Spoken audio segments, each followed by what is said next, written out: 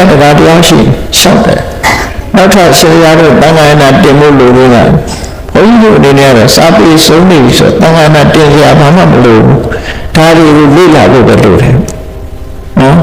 တန်ခါရဏမတင်မဲနဲ့စာတွေကိုမလေ့လာပဲနဲ့ရှိတဲ့စာတွေကိုမဖတ်ဘဲနဲ့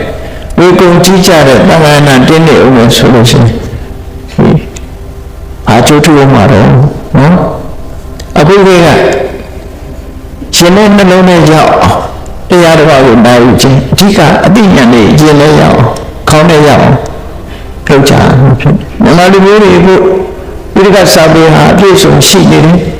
မြန်မာလူဘာသာပြန်ထားတာတွေအကုန်ရှိနေတယ်ဖတ်လို့ရပြီမြန်မာစကားလုံးနဲ့ဖတ်လို့ရနေပြီအဲ့ဒါတွေဖတ်ဖို့ပဲလိုတယ်ပေါ့အဲ့ဒါတွေမဖတ်ဘဲထားပြီးတော့တန်ခါရဏထပ်တင်လို့ဆိုဘာကျိုးရှိတို့ရင်မယ်နေမှာပေါ့နော်အရေးကြီးတာမြတ်စွာဘုရားရဲ့အဆုံးအမတွေကဘယ်ပုဂ္ဂိုလ်မှာတည်တော့ဆို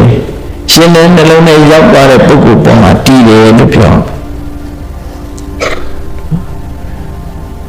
စာတလုံးမှာယဉ်နေမရောက်ဘူးဆိုတဲ့ပုဂ္ဂိုလ်ဟာသူ့ယဉ်ထဲမှာမြတ်စွာဘုရားဟောတဲ့အဆုံးအမမရှိဘူးလို့ပဲပြောအဲ့တော့ဒီရမယ့်စကားလုံးတွေမတန်တိုင်းပြီးလိုက်နာကျင့်သုံးဖို့ဒါအဓိကကျတယ်ပေါ့အဲ့တော့ပြန်ပြီးအောင်ပြန်ပြီးတဲ့နည်းတွေနဲ့ပြတ်ပွားအောင်ကျင်းနေမြန်တက်ပြီးနားလည်အောင်ဆောင်ရွက်ဖို့ပဲလိုမယ်လို့ထူးဆန်း